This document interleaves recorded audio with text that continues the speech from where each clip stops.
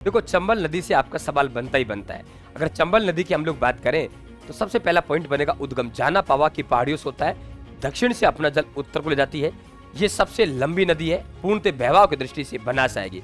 इस नदी का उत्खाद भूमि है, जो उबड़ खाबड़ भूमि है, उसे हम लोग बीहड़ भूमि कहते हैं। उसे हम लोग डांग क्षेत्र के नाम से भी जानते हैं। वो क्या कहलाती है? डांग क्षेत्र कहलाता है। उसे बीहड़ भूमि कहते हैं। डांग की रानी हम लोग करौली कहते हैं। चंबल पर 4 बांध है।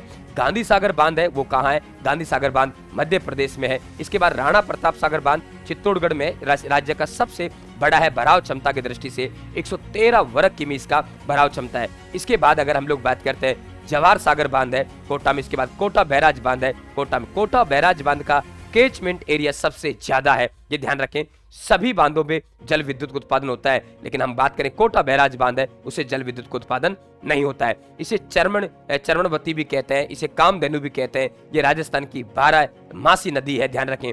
ये बंगाल की खाड़ी में अपना जल ले जाती है। इसकी सहायक नदी है काली सिंध का उद्गम होता है बागली देवास से। आऊ आऊ क्या हूँ सासरा आऊँ क्या, आऊ नदी का उद्गम सुसनेर मध्य प्रदेश से। कि माल खाने वाले लोग परवाह नहीं करते, तो मालवा के पठार से परवन नदी का उद्गम होता है। पार्वती का विवाह हुआ तो सेहरा बांधा, तो पार्वती का उद्गम सिहरा गांव से होता है। ये ध्यान रखें आप लोग। कुल पार्वती की सहायक है।